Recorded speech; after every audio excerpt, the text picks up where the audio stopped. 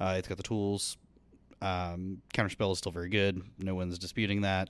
It's the snuff out deck of the format. Well, no one's disputing anything anymore. That is correct. You are certainly 1,000% correct. No one is disputing anything. Okay. I'll leave.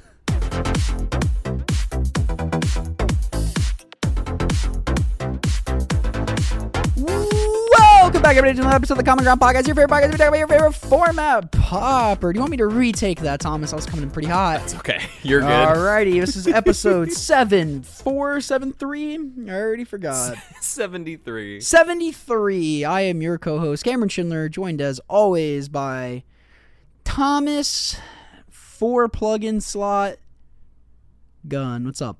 You got 4 slots to plug in. Is that so? You're stretching. This is news to me. No, Cameron is alluding to our lovely new 4 input interface. So we are all on the same device for once. Different mics. We did device. that. Yeah, different mics, but same device. We did this last week too. It was the trial run. It's working out great. It worked out. Yeah, it was a little scary. Like we got it not last week, but the week before, and we tried to, and we just with the recording program had a little trouble getting up and going, but it's all figured out now. So got a new program. The hunk of plastic with metal is working. Also joined by co-host James Hippo Hieronymus. What's up, buddy? Couldn't come up with anything fun. Oh, I am awake and present. good. How are you? Just awake and present? Awake and present. Just awake and present. Y'all, I had a terrific weekend. I just want to talk about it real quick. Go for it. One, we cubed with friends. That was really fun. We played That was fun. Our friend Anna's design mistake cube, which is just kind of, it was like a legacy cube. Like imagine like vintage cube without power. It's the vintage cube trim the fat. Yeah. Minus the power. Yeah. I had a sick mono white splash red for like 4th year Lingus and Scarlet Headliner deck in a Goblin Bombardment because I had a Johnny, Ocelot Pride, Guide of Souls, Adeline, just like a modern legacy deck basically, and it was disgusting. Mother of Ruins, Guide of Souls, Stoneforge Mystic, Caldera, like that deck was insane. The 2-mana equipment that for Mirrodin, whenever it and something Staffless Storyteller that like drew me a card. You mean Glimmerlens? Glimmerlens, yes, Glimmerlens. That card. Staff also. Yes, Glimmerlens, the one that ever attacks that drew a card, like that was impeccable. Like that gave me so much gas. Jacked Rabbit was stupid. The Dash Double Strike dude was stupid with backup. I've been saying all these cards are great. These cards were just these cards are busted. very, very, very dumb, and especially like with Jackrabbit and Goblin Barman kind of got crazy. That was pretty sick. So that was really fun. And then Saturday, I got to see one of my favorite bands, Harrison Gordon. They opened for Ben Quad and Free Throw, and this was at like the Basement East in Nashville, and it was so fantastic. I was like with my people. It was like one of those concerts where you're squished next to everybody. There's like no barricade to the stage, so like people are jumping on stage and jumping off into the crowd and stuff. Like everybody's jumping, screaming, like every lyric, like. Me and strangers are holding on to each other, like yelling the words. I met so many cool people. I was wearing a modern baseball t-shirt, so people kept coming up to me and telling me how much they love my t-shirt. I got a lot of compliments on my hair, my mustache, my vibe. So just in my element. Hell yeah. Harrison Gordon, like it was really cool because they were the opener. And like I've liked this band for a while, and it was really cool to see a lot of people like singing the songs. Like I wasn't expecting like people to be that hyped for them. But, like, everybody, like, a lot of the people, like, knew them and stuff. So I'm like, oh, this is awesome. And they threw the drumstick at the end, like, jumped 6 feet in the air and caught that shit. Yeah? Oh, yeah. Hell yeah. It's kind of cool. I wish I would have got a pick because I could actually use a pick, but whatever. I'm not going to complain. It was sick. Met really, really cool people. It was a very good time. Like, oh, my gosh. I am very, very sore. I can't even, like, can't even explain, like, how fantastic that night was. It was very beautiful. That's awesome. That's all I could say. Very beautiful. Music is great. Music is great. It was so intimate. It was such an intimate show. It was crazy. I keep saying crazy and great and really, really, but I just like, yeah. I love that small show vibe when I was. I mean, it was sold out. He sold out the basement. There you go. I mean, it's not huge. No, it's not a huge venue, but there's a bunch of people like, in there. It was packed. Like, I kept just getting, like, people were just getting shoved to the front. It was cool. Like, it was like, it butt to butt everywhere, and I like apologized to multiple people, like, hey, I'm sorry, I'm like butt to crotch with you. I'm like, I'm just like, they're like, no, you're fine. No one's like, oh, bro, get off me. Like everybody was very like okay with. I was drenched in people's sweat. It was cool. when my sophomore year of college, my brother and his girlfriend at the time, they were going down to see. I was in Vermont. They were going down to Killington to see Switchfoot play, and cool. They had an extra seat open up in their like they were as part of like my old youth group, like their whole like camp crew or whatever. They all went down. They had an extra spot, so they're like, "We can pick you up on the way." And I was like, "Heck yeah, I'd love to see Switchfoot." I'd seen them before. I'd loved Switchfoot growing up. And we get there, and it's like this like ski lodge kind of venue, and it's just a tiny stage, and we're just like right there. Yeah, like if and, like at one point, like John Foreman, like is like he's like climbing around the balconies, and he's like getting in the crowd. And at one point, he's jumping in. He's got the mic. He puts one arm around me. He puts one arm around my brother, and we're all three of us just singing the song into the microphone. That's and like sick. my brother and I make eye contact. Like, is this real life? That's cool. Like, yeah, like Oh my those like gosh. intimate show Yeah, experiences are so much fun. It's irreplaceable. Yeah. I made free throws from Nashville, and Mm-hmm. they were like between songs they're talking about like it's great to be back home. Where this is the last day of a tour. It's great that it's ending here. Nice. Like crazy. We grew up in the scene and stuff around here. It's like crazy to see this venue packed and everybody like having so much fun, being like the energy's so great. And I'm like right up front on stage, and I yell secret stuff. That's alum of the pod, our buddy Full, winner of the Common Ground Cup. That's his old band. And I yelled secret stuff. And he like kind of looks at me, and he's like still talking to Mike. He's like, secret stuff, I know them. And I'm like, yes, let's go. So it was cool. But we got some Pauper to talk about. Yeah, we do. Enough about me. Or do you guys want to talk about music the rest? No, I'm kidding. We thought I could make that happen. Oh yeah, I'm sure. Before we get too into plug the some weeds, stuff? yeah, we have some updated plugs here. Update those plugs. I do have a quick update to share from NRG. We're not able to share the official link yet, but I got sent the prototype from Mark. They did an absolutely wonderful job, and it looks like that they're willing to go all the way up to $2,000 in prizes depending on attendance. So look out for that in the next couple of weeks. And this is Indy. That's the Indianapolis Sunday at the NRG show on June 29th. It's a weird order to say all those words in, but you know, y'all have the info. It's you'll get it in the link eventually. Yeah, you'll have too. it Not soon. this one, but that was the only thing I thought I had another thing to share, but turns out I do not yet. But, that's okay. Yeah, there's potential a charity event potentially coming down the pipeline. Keep your eyes open. So throughout the Pauper meta, we have talked many times in the past on this show.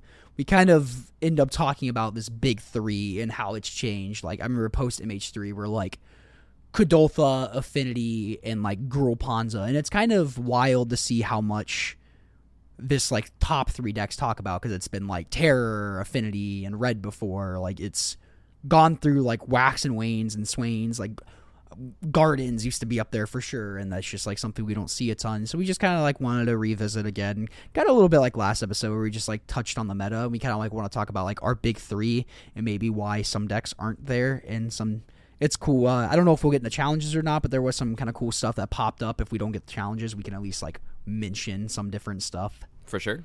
Cool. I don't know if we just wanted to go. I don't have mine in an order.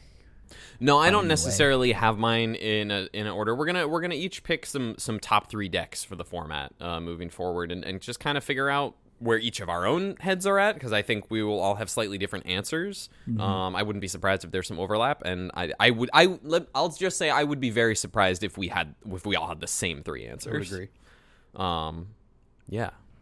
So are we doing what we think is just the best three decks / a mixture of best three and most represented, like those two being the most weighted factors? We certainly can. That's how I kind of thought about mine. Yeah, at least. I'm got a slightly different angle on mine, so I'll let either of you go first.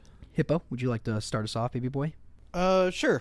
So my first choice is I'm gonna go with what I think is the best mid-range deck of the format, and that is Jund Wildfire. I think it is got the tools. I think it's got all the things that people need to get them through any tournament, in be it Magic Online or in paper or whatever.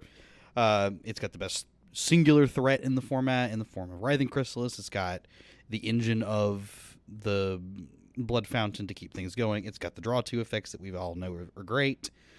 A quick Refurbished Familiar. It's got Refurbished Familiar. It's got the Quark Clan Toxin thing. It's got so much going for it. I think it's It may not be my favorite mid-range deck of the format, but I think it is the best mid-range deck of the format.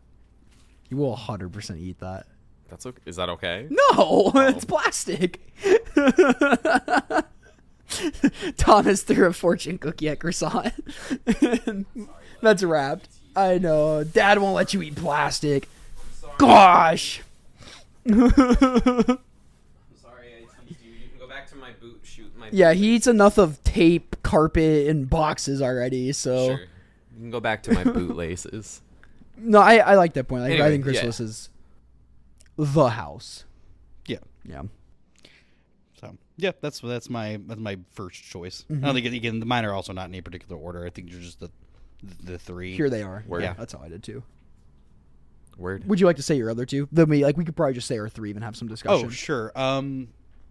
I'll give a split to the second, or actually, I'll just go with blue black, like the blue black Fae control deck. Sure. I think that is the best version of a control deck currently that we have. Again, it kind of also is in the same boat of being it's able to answer basically everything. It's got the tools. Counterspell is still very good. No one's disputing that. It's the snuff out deck of the format. Well, no one's disputing anything anymore. That is correct. You are certainly 1,000% correct. No one is disputing anything. Okay. I'll leave. But also, it being just an extreme value engine. All the cards are very valuable in what they do when they're put on the table. The Fae package has obviously proven to be very good over the extensive history that package has existed in the format. So you've got the best counterspell, you've got the best removal spell. Those are a recipe for success. And number 3, I'll think about a little harder on this one. I think I'm gonna go with the Rakdos Madness deck. I think I like that choice. And I put it over Tron is the next one. So why? Can I ask you why you put it over regular red? Yeah, I think it's better in the Pseudomere. Oh yeah, probably. That's the first one. I just don't think it's like the regular red deck being so creature based now, or being like really creature based is not great. Yeah. Or even if you choose to play like the Pinger the version of the deck, I still think it's slow enough against the Pseudomere that it's really hard. You're saying the creature version's not as good as it used to Oh be? yeah, I do not think the creature version is nearly as good. I think the Pinger, like the current Pinger version, is like where you want to be. It just presents a much longer game plan than the current like creature version of the red deck. But the Rakdos deck, again, it has like really cool synergies that go on in the deck. I think its game plan is very cohesive and it is very powerful. There's some good sideboard options too. I do like that deck in the point of like the inevitabilities. Maybe not so much in like a versus a counterspell deck, because I played some games against Anna while she was on the blue-black control deck, and at some point I'm like, once I'm top decking and she's at 3, it doesn't matter what life totals she's at. Like I'm out of the game. Like she's got sprites and counterspells and like the Monarch, and it's like okay, yeah. So it's like, besides the counterspell deck, the longevity of that deck's very nice. Where if this game's gonna go on a while, I can play that game, because like you said, with the blood token synergies, or like that mainly the blood token synergies with the madness stuff, your burn spells are drawing you a card, and when you're tripping off a lightning bolt, that's pretty powerful. Pretty sick. Like 2 mana, deal 3, draw a card would be very banned good if it was just that. It's very good. I still think maintain that Vampire's Kiss is like the best card in that deck by like country mile. Yeah, it's that card is for obscene. sure. I've said that since I don't know whenever that card came out. When I was playing Madness all the time. Actually, I think like you and I were playing it. I think Jay was playing it beforehand, and when Jay and I were playing a lot. Okay, fair. So even then, I was just like, "This is the," and I just kept like every game was the same. I was like, "If this card resolves, like the game is drastically not in my favor." Yeah, it's the glue. It is the glue. Yeah, I think that card is the best card in the deck. It needs blood tokens. It does, but I think it's the best aggressive deck currently. Like if that's like the word we're using for it, I think it's a deck that puts people to it pressures people, and it doesn't pressure them necessarily with a bunch of creatures, which is great. Okay. Because there's so many variants of removal spells right now that's like are like how much do I want to tax? Like how do I want to tax the removal spells, or do I want to tax counter spells? Okay. I like that. Shall I go? Sure. Wants to? Okay. I have I'm gonna guess Thomas has this on his too. Mono Blue Terror. we're just seeing it twice in the top 8 of like every challenge we've been talking about since the bans, and the pressure it puts on with the 1-mana 5/5 Ward 2s, it's just doing the pre and post MH3 meta thing of being the powerhouse it is, and like we saw the big boon post Lorien revealed, like once we got Lorien revealed from Lord of the Rings, and how that just really made the deck hum, and the deck not really getting too many toys except for, albeit I can't even think of that, the MH3 card that got added, the sorcery. Demon Inferior? Yeah, and that's not, some lists don't even play that, so it's not like, oh my gosh, this made Guilty. like, it's not, yeah, it's not the same level as Lorien revealed for the deck, like impact wise. So the other powerful draw spells being in dispute, and then the Godolpha pressure being banned off this deck, I think is nice, because sometimes it is hard to beat the Godolpha really, really, really going under you game plan. And I feel if you can get your terrors out and you know when to sandbag your counter spells and what you're countering matters, you're definitely not as fast as a red deck, but you're more, you don't want the game to go as long as like say Madness or God forbid Flickertron. There is a point where the script flips, and if you haven't done your tempo setup thing, then you're gonna get outvalued. Which is funny to say, like I put the blue black deck in my 3, the terror deck in yours. It's so funny that like the blue black terror decks just don't exist. They just like that is interesting. Completely don't exist. Not anymore. Not in results anyway. No. Yeah. Well, I mean, obviously it's a deck sure. that Yeah. people can play. It's a deck you can play and can have success with. Yeah. It's just not. And that's something we talked about last week too, where it's Pauper is in this spot where you go play anything. It feels like you can go play anything and do and be very. If you have a game plan for like kind of like the decks we're talking about today, if you're keeping these decks in mind, you can do well with anything really. If you're playing good cards, of course. But like you can play some bad cards. Like even Flickertron does well somehow. So anything can do well if Flickertron can do it. So I think that's a pretty big pillar. Like you have to keep in the terrors in mind. The other deck I have, I was kind of waffling back and forth between the mono red decks and the Boggles decks, but I'll probably just go with the mono red decks, and just because of sheer popularity. That these decks are still in leagues everywhere. You're still seeing a ton of this in league play. I'm sure if you queued up a league, you will play against it at least once in a 5. Like if you're playing your 5 rounds, you're going to play against this deck at least once. It's just a very popular format. It's still no joke the speed. In the versions playing Goblin Grenade and Fire Blast, you're not safe at like 14, 13 life. Like they can just untap and kill you out of nowhere. The Pingers version has this really, really long longevity game. And Madness can fall into the problem of you can get stranded with 3 mana burn spells in your hand and you can't double spell in a turn, versus this deck's not going to have that problem. You're going to be able to double spell pretty easily. The other point with this, and the other version that we've seen with it, just top 8 of one of these challenges this weekend, it's kind of back to the creature version, and they're playing the 2-mana Lord of the Rings card that makes 2/1/1 humans. Rally at the Hornburg. Yeah, Rally the Hornburg. It's kind of playing that with the Goblin Bushwhackers, so it's back on this go a little wider plan. Okay. Of course, it's not going to be as blistering fast. Oh, that works really nicely with Burning Tree Emissary. It does. And it's I'm playing, looking at it's it playing now, 4 Burning Tree Emissaries, 4 Rallies, Bushwhackers, and then 4 Bushwhackers. Yeah, I like that version. That version looks pretty cool. It looks pretty clean, as one would say. So like, there's a lot of ways to go with the mono red deck, and a lot of people are still going to play it. There's a lot of mono red gamers out there. So I think it cements itself as a pillar. Number 3, Burger King foot lettuce. The last thing you want on somebody's burger. Wow, I messed it up. That's okay. It's the second time you've done that. I love that In reference. like 5 episodes. I know. I'm not going to say Boggles. Boggles and Faye are kind of creeping on me. It's true. I'm going to say Gruel Ramp. I like that choice too. Yeah. Again, it's just creeping up in challenges. The first week post bans, and again, the challenges aren't the all be all meta. Like we hear all the time about people's wackies, locals metas and stuff like this. It's impossible to grasp the whole thing. And I think the people that can do it the best are the people that are diving in the leagues.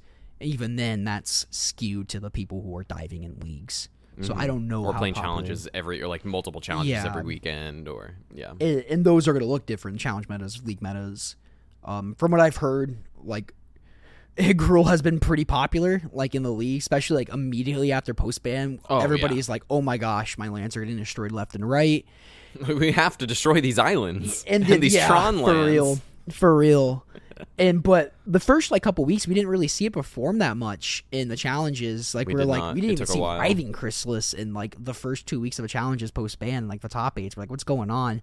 But you scroll down to the top 16, top 32s, you were seeing quite a bit of it. So regardless of how the deck's positioned, it's something you have to be aware of, and it's out there. And it puts multiple. I'm just looking just at the Friday challenge results. It's got 2 copies. It's got like a ramp and a Ponza version. Yeah, I was going to say like mainly like those first 2 weeks post ban, it was kind of like absent in like the top of the challenges. Like it was, you go down the top 16, there was like 2 copies in there, but just in that top 8, and again, like the top 8s aren't the like, this is definitive, this means this deck is unplayable if it doesn't top 8 of the challenge in 2 or 3 weeks. It's like, well, that's not true. So you see it all the time. Like people miss breakers all the time off 9th, 10th, 11th. Like that's still like a 4-2 record. You know, that's very acceptable. I did that one time. Yeah, exactly. Hippo did that one time. You ended in like what, 13th, 10th. Yeah. And see, just because of that, the deck's not. And that was Gruul too. Funny enough, It was Gruul. Yeah. And like we just saw this challenge in the top 8, and I think the only red that deck was playing was Writhing Chrysalis. It was playing 2 mountains and 13 forest, I believe. And it was just the only red in the main board was Writhing Chrysalis, and it had some breath weapons on the sideboard, I believe. And like, there's a lot of ways to build this deck. You can go more deep in the red with the Oliphants, or you could just kind of ignore red like this version was in this top 8 of the challenge. But it is making that resurgence in the challenge, which is nice to see. Maybe if we talk about how Gardens is so dead, it'll come back. Maybe. I just think Junk Wildfires just replaced it completely. Yeah, it's just doing the same thing, except for it's playing better cards like Refurbished Familiar. Yeah. God, that card. Okay. Thomas, what about you? Why do you hate Refurbished Familiar? I love Refurbished Familiar. God, I hate you. I love it. It's there are 2 of them in the cube idea I'm building. Okay, I like it there. Oh, there's also 4 Memnites. I forgot to tell you, which means I can put Ragavan in the cube. Are we doing another CubeCon episode after CubeCon, I assume? Oh yeah. Okay, oh yeah. cool. We'll do that. Yeah. Y'all didn't hear me go on. I have a new cube idea I'm working on. It's got my brain worms working overtime. Just at work, just thinking about Cube. Yeah. Me too. Yeah. Oh yeah. Hippo, what about you? You at work thinking about Cube? Not really. thinking about shoes. He doesn't even work with shoes. He just likes Yeah, you do. That's the joke. Anyway, so my 3, I think it's very interesting. We all have 2 of the same archetypes among our 3. We all have a counterspell deck and an aggro deck. Been a extra. And then an extra, pick. I mean, you both chose mid-range with the potential for a nut draw. Like the Gruul, even like a Ponza or Gruul, just like a very quick fair. Like 4 mana on turn 2 with Arbor Elf and a Utopia Sprawl or whatever. Yeah. Or like Wildfires can ramp out a quick Refurbished Familiar really quickly, start shredding your hand, and just slam a Chrysalis. Yeah. Like that's also very realistic for the Wildfires deck, which is wild that's like the fastest thing that deck can do, but it is what it is. But my counterspell deck is also Mono Blue Terror, as Cameron alluded to, kind of for all the similar reasons. I think that a good way to attack parts of the format is with a reasonable tempo threat backed up by counterspells, whether that's your Delver or your Terror, and sculpting your hand and having the right suite of counterspells available. It's a recipe for success. It's doing really well right now. It's been doing well in the previous format we were in. It happens to be one of my favorite decks in the format, which is kind of a nice bonus. We were talking about this forever ago too. I remember the conversation. I think it was the post-Chicago episode or right before Chicago, where we were talking about it's so awkward of Terror because the worst feeling ever is when you cast down a Terror and you pay that 2 and they spell pierce you. And the mana swing there is so annoying. It's so good. So the cheap threat with Word 2 that it can come out very quick. Like playing them on turn 3 is pretty common. And like if you tap out and they kill the first one in the next turn, like you go, okay, here's another 2, I also want to call out it is the best Delver deck. It is the best Delver deck in the format by quite a bit. It's the only Delver deck. Yes, you could ostensibly play other Delver Secret Shells, but it is the best one. And Delver, it really is. I like to think Bant Terror of it, is pretty nice, too. I do love Bant Terror. I like to think of Terror as a Delver deck first and a Terror deck second. That's Could you how argue Fairies is a Delver deck or no? No, it doesn't have Delver. But Delver and Legacy doesn't play Delver, does it? I shouldn't talk some about do. Legacy. I don't know anything about Legacy. It I retract that depends on statement. exactly how many blue cards you want, I imagine, whether you want density of that versus Dragon Rage Channeler. Legacy players, don't correct me. I do not care. I'm the closest thing you got. Yeah, right now. But right now. a flip Delver, albeit sometimes it's annoying if it doesn't flip, but a flip, you can get it pretty consistently with this deck, and a flip Delver is a very, very strong threat when it's attacking right away on turn 2. Really strong, again, backed up by good counter spells, especially the 1-mana counter spells like Cameron was alluding to as well. Spell Pierce has a lot of agency. It's just a solid deck. You can get underneath the big decks. You can go over the top of the smaller decks. It's very, very versatile and very strong. I think it is the deck that takes the best use of the card Dispel. Oh yeah, I agree. Sure. Like that and Fairies are really good for this. And a lot of decks are just throwing a bunch of Dispels in their sideboards right now too. Mm-hmm. Like it's good against Turns a out, lot of the format. It beats a lot of cards. It does. Dispel, especially in the blue mirrors. Very strong. Dispel reminds me a lot of Pyroblast. Yeah, it's just your extra copies of your your blast. And so. if it could just happen to tag a Deadly Dispute effect or a Moment's Piece. Even the Boggles decks are throwing some Dispels in their board, and a lot of them only have Abundant Growths and Utopia Sprawls as their blue sources. Yeah. And they're just like, that's going to be good enough to Dispel, I guess. And like, on a key turn, yeah. Yeah. So that's my blue deck, my counterspell deck. I think it's important to have a counterspell deck as like one of these 3 pillars. My aggro deck pillar is kind of, again, these versions of the red decks, whether it's the Synthesizer, these more go wide Rally of the Hornburg, Burning Tree Emissary decks that are popping up. You could also potentially include like the red dredge deck in this, but it's kind of doing its own thing, and I'll get to more of that later in my third spot. But the burn deck, it like Cameron also said, it's very well represented. It has a fast clock. It's going to put you to the test as any good format. I think every good format in the history of Magic has had a strong aggro deck to be like the basis like of your what's the word? The rules of engagement. That's one of those rules of engagement of a format is like you need to be able to deal with the aggro deck or have at least a good plan. What's the aggro deck look like, and what's your solution? Like standard, I mean, pre whatever's going on now, like cut downs and bobbles now, or it's temporary. Like, yeah, do you pack your temporary lockdowns to scoop up all the Corey Steel cutter tokens and the cutters themselves? Like that's a huge dynamic in standard right now. Yeah, the entire time I've been playing, that's been the case. It's like if there's I think it is a healthy format. If like the red deck is probably one of the better things. Usually it's the red aggressive deck. It's usually one of the better things to be doing. Mm-hmm. That's usually a sign of a good format. Yeah, I like that. Yeah, because it puts those mid range decks to the test. It obviously puts the control decks to the test to make sure that they are packing the right cards for you. Because you're probably one of the things that they're building their deck around. I don't want to play a tournament and the only 4 decks are Flickertron, Jeskai, Ephemerate, High Tide, and Turbo Fog. That sounds miserable. That sounds not super great. Yeah, an aggro deck needs to be like, okay, no, I'm gonna wreck your face and go play in the 03 bracket. I wanted to point out about like that red deck too. It did lose a little speed, like Godolpha.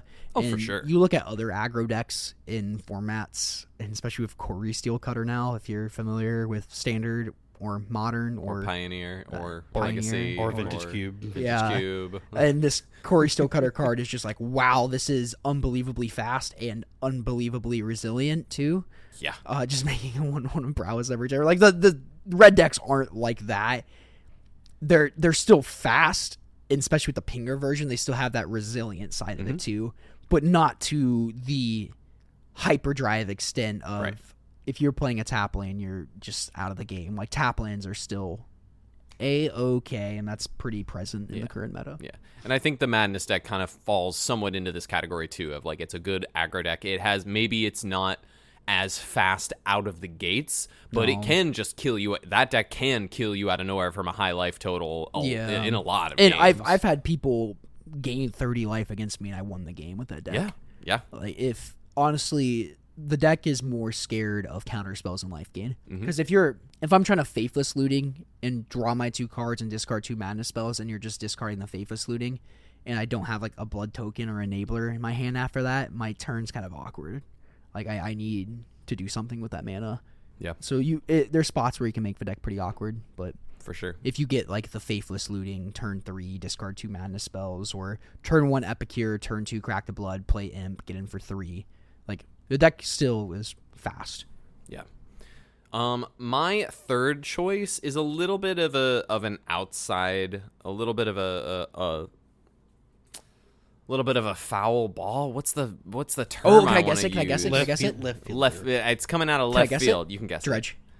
Yeah, it's Dredge. Let's go. Let's go. I partially based mine not only just of what I think is like hands down the top decks in the shows up. format. Well, not necessarily just like what I think are the top decks in the format, but also what do I think would be your best choice to bring to a tournament. And I think whether you are trying to read the metagame from week to week, in whether it's your local metagame or an online metagame or what have you, if you think, okay, I think this is going to be a week that the graveyard hate, Yeah, say the Dredge graveyard's thing. not Say going to be it. as respected.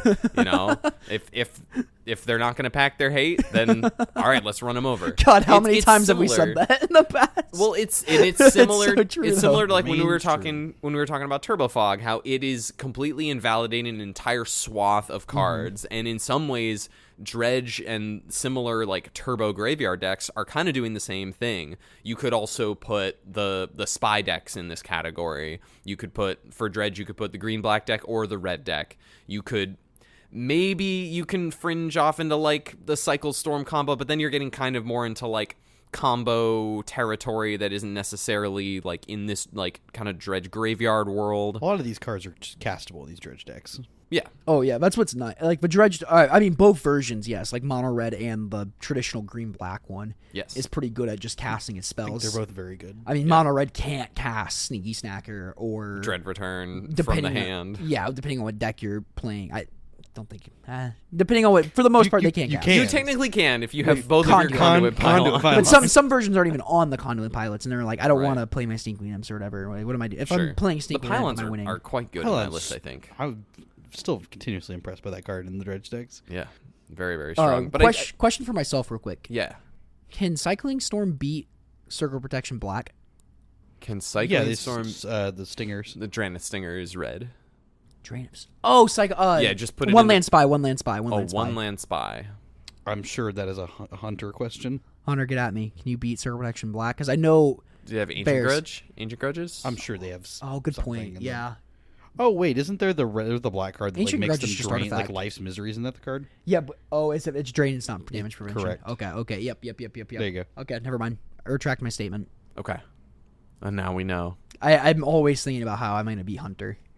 You are. You're thinking about that all You the time. do think about that a lot. You do too. Hyper fixated. I just don't play tournaments. That's how bad it is. No, no. I've seen you talk about Hunter's here. I pull my relics out.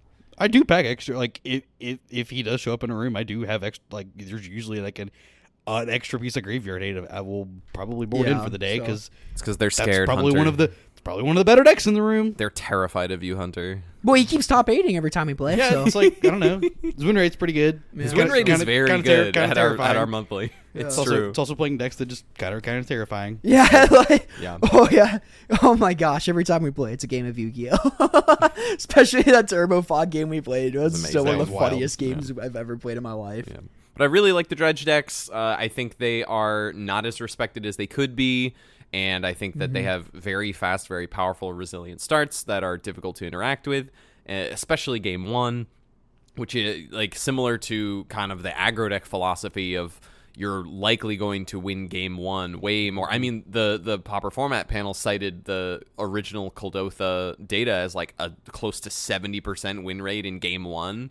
Like that's an very aggro deck high. you want to be playing. That's very if high. that's the case. So you being able to win game one in Magic in general is huge.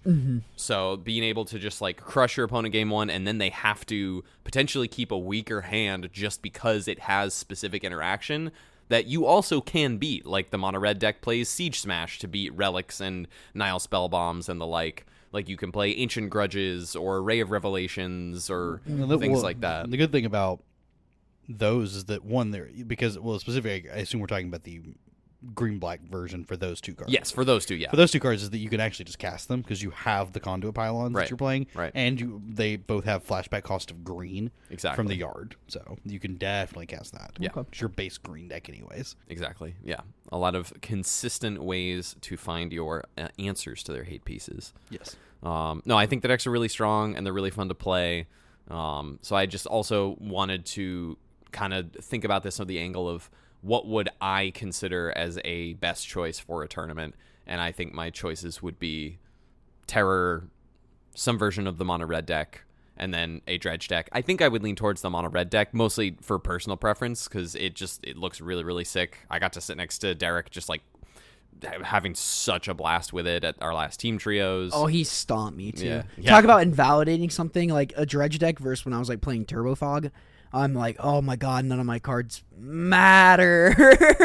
Nope, they sure I'm don't. just like, where's Weather of a Storm? Where's Weather of the Storm? Now, Where are you? One card that I do think in the format that is in a very good position, based on the lack of other things going on, is it's a combination of two cards, I should say, is Lead the Stampede and Winding Way. Yes. That Yeah, combination, those combinations of cards are very powerful. We're seeing Elves decks do really well. Elves, right now, elves too. and walls. Both of them. walls, Yes, and we're both of seeing the Ponza deck. A lot of them are playing like 2 copies of Lead the Stampede, and that's like their way to exactly. refill back. Some So of them have played, what is it, You Meet in a Tavern? Yep, Yeah. it's a similar Yep. effect. I no, I like that call because like Elves. Oh, the green decks have been doing okay. Like green's not in this spot pre MH3 where it felt extremely unplayable. We were talking about a lot of times like. I think there's an episode we have There is. titled. Oh, there like, is why, an episode. It's like, why does green suck? Yeah, like green's unplayable. Clickbait. There's a red circle over a Vigent Hunter. And there's a cross on it. It says no, and like green's still so widely playable right now. Yeah, I mean, Like elves, like- walls, and mono green. yeah, but I think those are that is a deck, or those are those decks that those cards are based around, I should say. Are decks that I think people should definitely keep an eye on. I think they're very good. Obviously, I think over the course of the weekend, Walls won a challenge. Last weekend, one of our Discord page or people won one of the tournaments out in the West Coast. Yep. Pickled Heart won with Walls as well. Yeah. I think that is a deck that is like again very very good. I think it is the better of the two because I think it's mana or it's infinite ways to win, like infinite mana ways to win, are just present a whole lot of different Fast too. Yeah, it's really fast. It's really fast, quick. and it presents those so many different ways. It's like, how, do you have the right way to interact with this particular way that I'm going to try to win? Right. And there's only so many removal spells that you can Yeah, register in your deck and also draw in your first like 10 cards. Yeah. Yeah, like- yeah.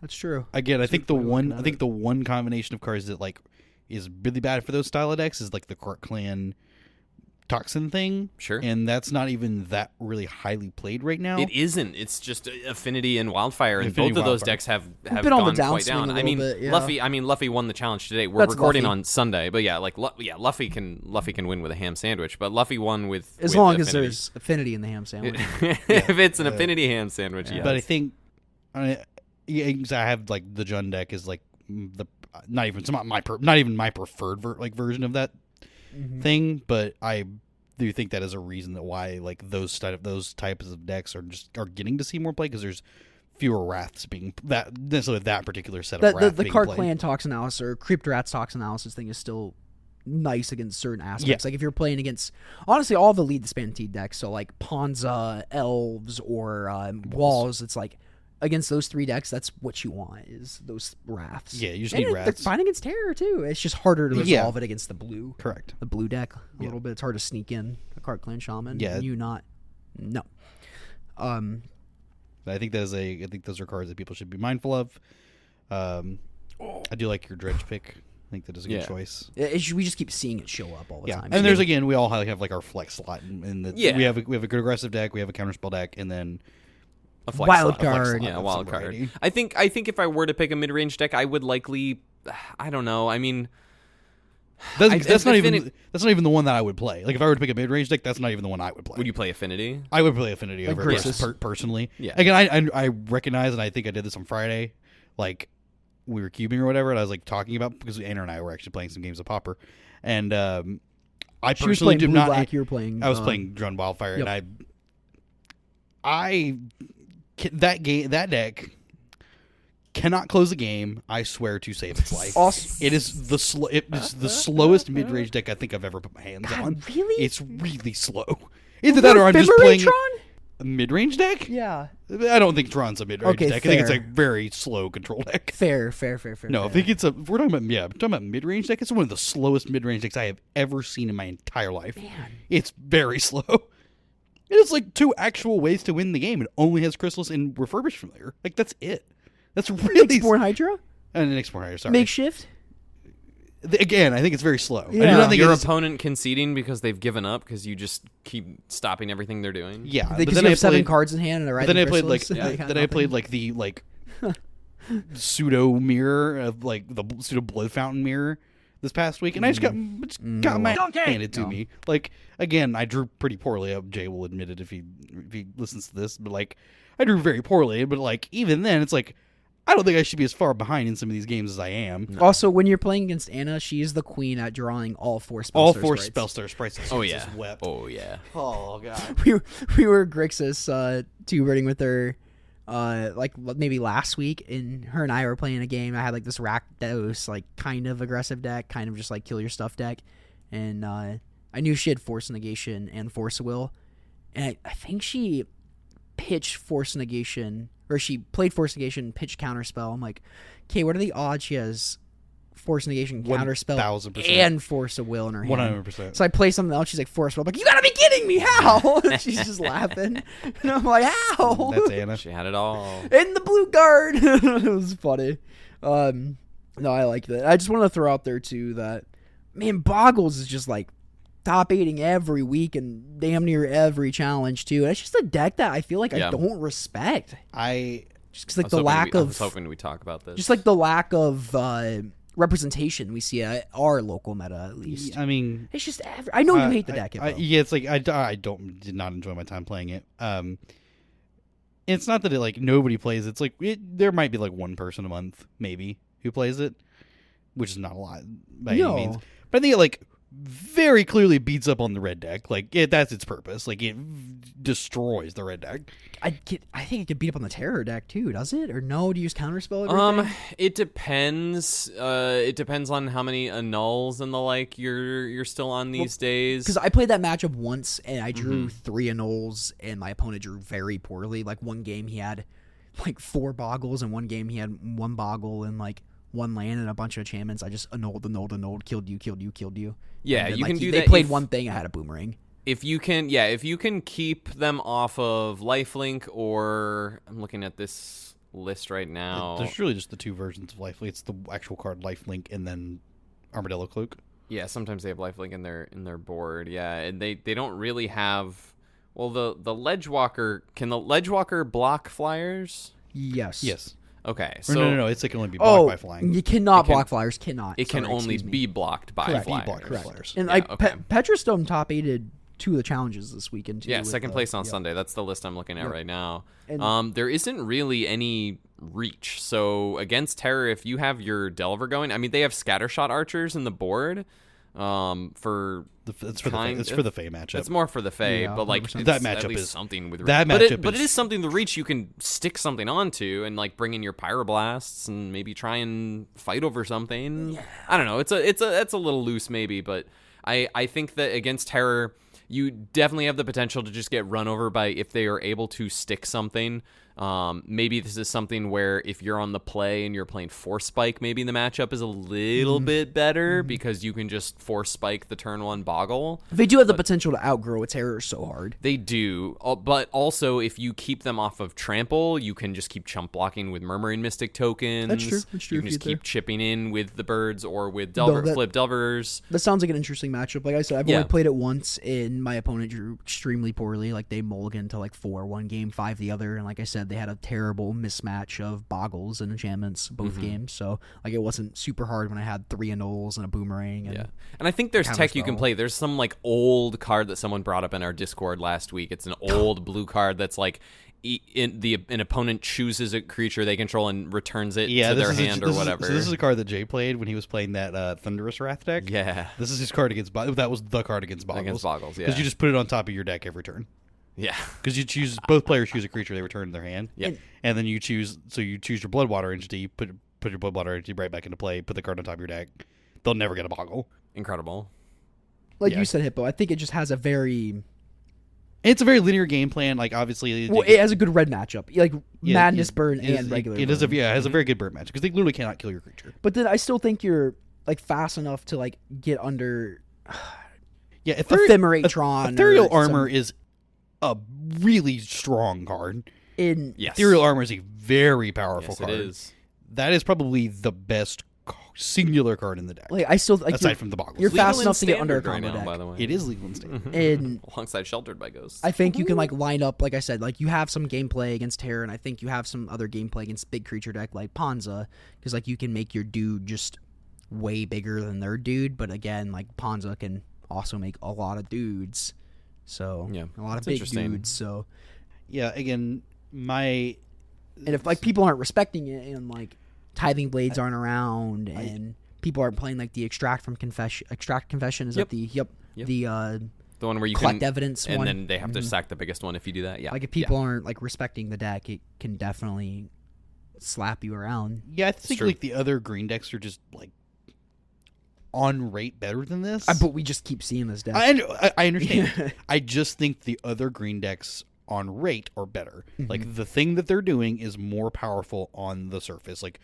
Winding Way, the Lead the Stampede. I think these are more powerful cards overall than what Boggles is trying to do. Like, again, the Walls deck is presenting to you an infinite combo. Like, how does Boggles beat infinite combo? Kill It them. doesn't. Well, they just block. They have so many... Again, their deck refills with creatures every turn, dumps like 5+ creatures into play every turn of the game, and then their opponent dies. Like, that's like... I just like can find it very difficult for like... And see, I know nothing of that matchup. Like that's I'm not... Like, I'm just saying, like, yeah, like even... I wasn't talking about like in a mirror. I'm just saying, yeah. like... No, not again, like, the the Boggles Walls matchup. Like I have zero clue in my head how like a play out because I've really not played I mean, either deck to be Like, honest. So yeah, you're just racing to find your combo in the Walls deck. But even like elves or something like that, it's like you can just outgrow your you can outgrow your creatures with like the Timberwatch elf and things like that to the Boggle. It's like I don't know. Again, I'm not a Boggle fan. I've No, I you played were it. not. I played it. I gave it its fair shot, and it's just not. like not I my feel like thing. Boggles like again like with those it's you can ram through the important elf or the important wall. Yeah, I mean, with your 4 removal spells in your deck, sure. Yeah, exactly. There you go. Like if you know what matters, you know what to go for. I'm interested. Like I'd wonder what like our local like Jacob would say about the matchup and stuff. 'Cause he played a lot. He played a lot of walls, so I'm curious to say what he would think of the Boggles matchup. Oh, Jacob, different Jacob. We have Oh, two. okay, There's two whatever. Jacobs. I was like, wait a second. That Jacob played one Pauper tournament in his life. What are we talking Oh, about? okay. No, different person we're thinking of then. The hot dog. Jacob. Yeah, our hot dog person. Yeah, he would probably be able to give much more context, but I would just think the other green decks are like, Maybe we can get him to give a better. written statement. I think they're better on principle of them. Like, there are so many, like, there's so many creatures in the decks. Like, at some point, something slips through the cracks of these. And if the one Boggle is like dealt with in some with one of these like Tithing Blade effects or a neg 1 effect that just like before you put an enchantment on it, then it just like the whole house of cards falls apart. Yes, the same to be said for like if you toxin analysis away the board, same thing. You build this house of cards, it all goes away. But like, I just think that the overall game plan of the draw 3, 4, 5 creatures per turn, dump them into play is just stronger. I think it's my. And see, we only have like top 32, so I'd be interested to say like, okay, why is there only 2 Boggle decks and one of them's in the top 8 and the one's in the top 16? Like, but I don't know the rest of the 30 entrants of a challenge. Yeah. So it's hard to say from that, but like we are seeing it like higher up, doing pretty well. So I don't know. That's my argument because it's a deck that I don't respect. Oh, and it is. but it just keeps doing it is well. operating on an axis that is very hard for people to deal with. Not arguing that. Hexproof. That's yeah. I mean, yeah. It's just like it's a hard way for Weird. It's literally not interactive. So I understand. I get why it does the thing that it does, and it continues to perform well. I just think there's the things that it lines up against is like the red deck, and that's like it's in I guess the terror deck if that's the way that lines up. I just don't think it lines up particularly well against like the Fogtron deck. I don't think obviously it doesn't line up against Fog at all. Like I didn't even play the matchup against Cameron because it's just like I don't want to bother. I just simply can't be bothered. No, that didn't happen. You claimed that you would do that, but that didn't end up happening. That was Anna. Oh, I just said I don't want to bother. Yeah. Anna also said she didn't want to bother, but we got paired and she was like, yeah, I can see. She's like, want to go get mix or like, well, tacos. Go get tacos. Yeah, literally tacos. anything else. Yeah, like let's go get tacos. I think somebody else went with us, and we're like, why? I can't remember. I thought they had a bye. Oh, they had a bye. Maybe that's what it was. I'm like, wait, why did they draw? Because it was like round 3 or something. Yeah, I'm gonna say green decks. They've come up a little bit. I think the colors are well represented. Right do you know? Would you notice one thing that was completely missing out of all of our lists? It's the color white. White has definitely taken a huge downswing. Because the white deck is good, it usually is an indication that the red deck is good.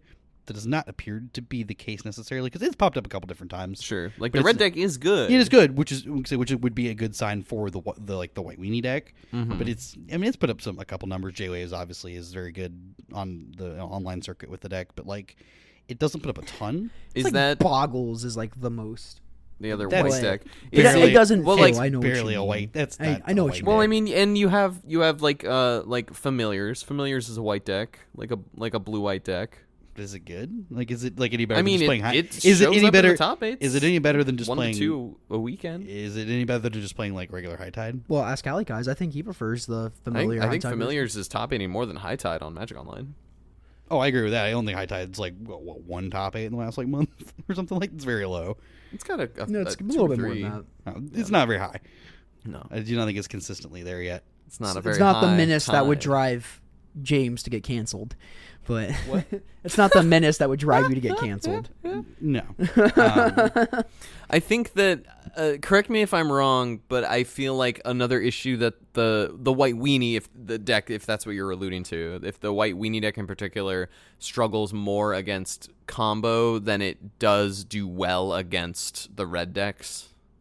Yeah. Like ish. Like there are some tools, but it's similar to how like Boggles has like a couple of things. Like there's some lists that we were talking about that just like throw some dispels into their board, and that's can interact on some level with maybe it's for combo decks, maybe it's for like terror and things like that. But like I think the mono white deck can also struggle because it just doesn't have exactly the right answers. Like 3-Even Charm can exile the graveyard, which is good against some versions of combo decks. And kind of that longevity we're seeing from like the other aggro decks. It has its own different kind of like card advantage by the fact that most of your like a lot of your cards do two things.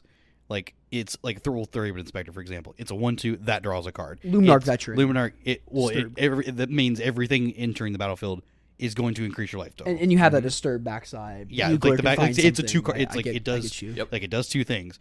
Rafine's Informant comes in play. It makes itself bigger and draws a card. Yep. Or Battle Screech. It makes two things and does it from the graveyard. As well. Lots of cardboard.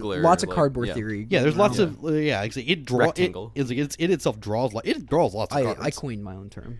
It draws lots of cards, and it has about that one. And it has like the best like finisher card in the probably in the format, one of the better finisher cards in the format. Guardian's Pledge just ends games. That card just will kill somebody completely. Yeah. Oh yeah. Like if just like 2 or 3 things go unblocked, oh, you're just dead. You know what's really scary? The second one. Yeah. I know we've had a game like that where like you swung and you had your Guardian's Pledge. I'm like, okay, Breath Weapon. You're like second Guardian's Pledge. I'm like, oh, okay, I lost. +4. Yeah, and so like. Yeah, it just lines up pretty poorly against like some of the combo decks.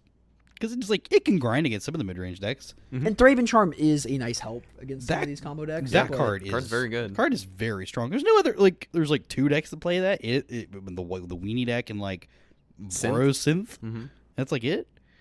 And I think it's one of the stronger cards in both those decks. in my Naya Gates deck. Yes, your Naya's Gates There deck. you go. Yeah. There you go.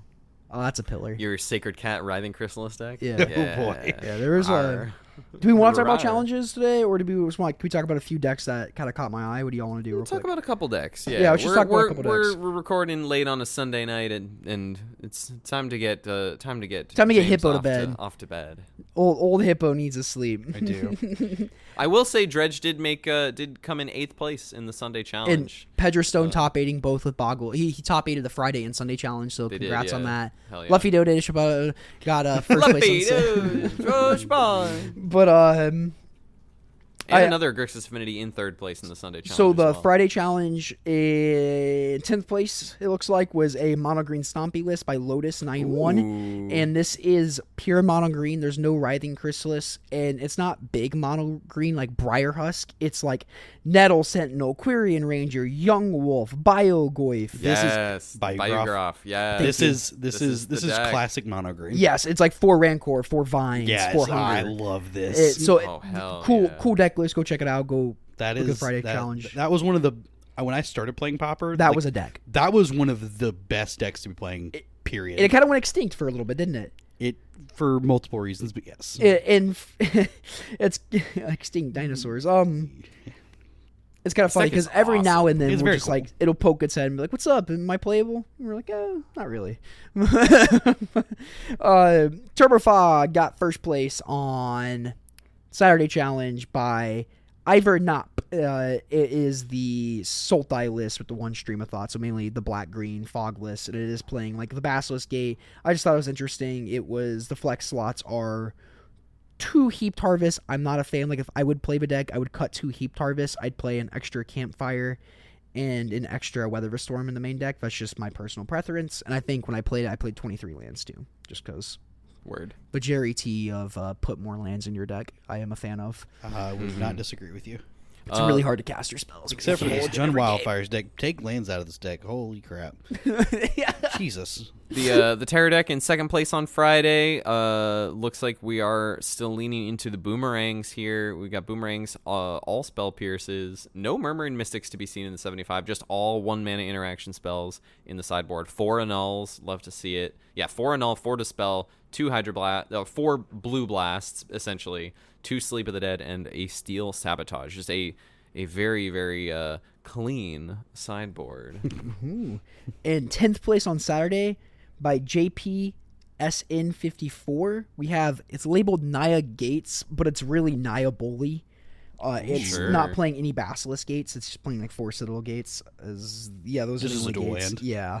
So no Basilisk Gate shenanigans, but it is just mono white weenie with 3 Springleaf Drums, 2 Writhing Chrysalis, 3 Lootings, 4 Malevolent Rumbles, and 3 Rally the Peasants. So you're just kind of splashing mainly for like the Rally the Peasants. I think. Rally's a sweet card. Yeah, and you're just playing the green for 4 Rumbles and 2 Chrysalis, because the Rumble's cool because it puts Battle Screech in the graveyard. It puts Rally the Peasants in the graveyard. It puts Prismatic Strands in the graveyard. So it's kind of cute. It's interesting when you stretch your mana that thin on an aggro deck. I could see being a little awkward. That's my only concern. Yeah, that's my concern with that. Is like, how to the board do you want to commit every turn, versus what you're able to like how good is what you're doing worth the restriction of mana every turn? Yeah, Because you're like how- basically just playing yeah. a tap land every single turn of the game. Yeah, and that's the awkwardest part I've been playing with this Naya Gates deck is like the first couple turns, like playing.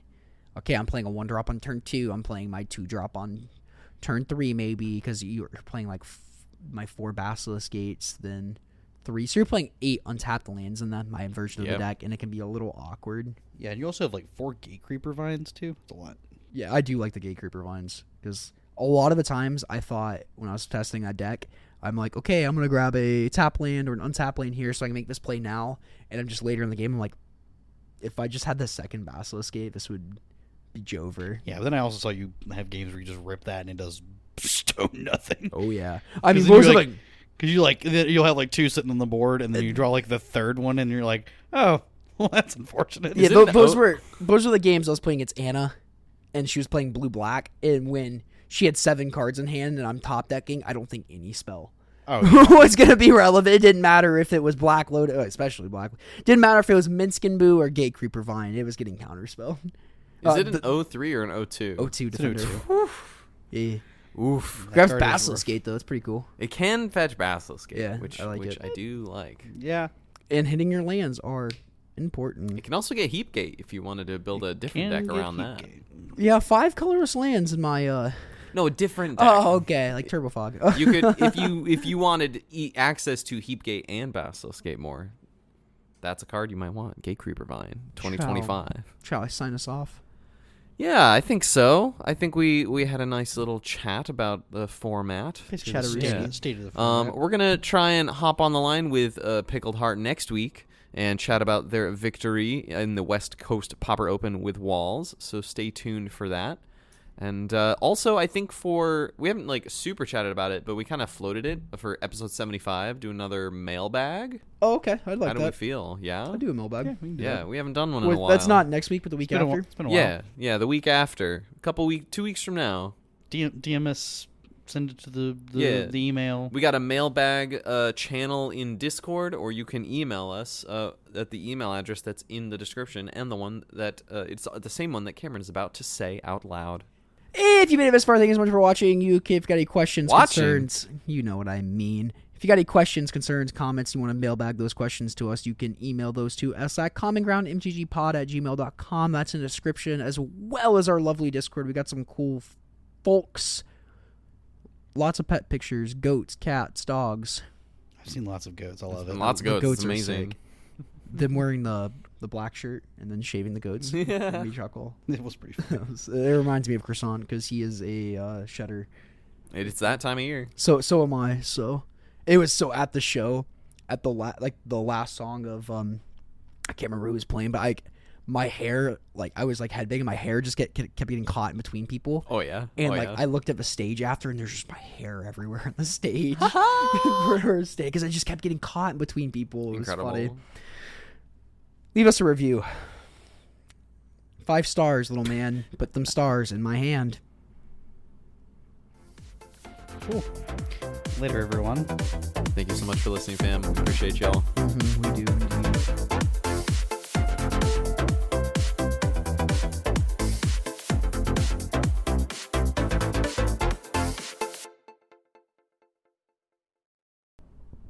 Word to your sponsors. Word to your mother. Word to your mother. I'm the mother flippin'. I'm the mother flippin'. Who's the mother flippin'? Who's the mother flippin'? I'm the hippopotamus. My rhymes are bottomless. They are certainly definitely bottomless.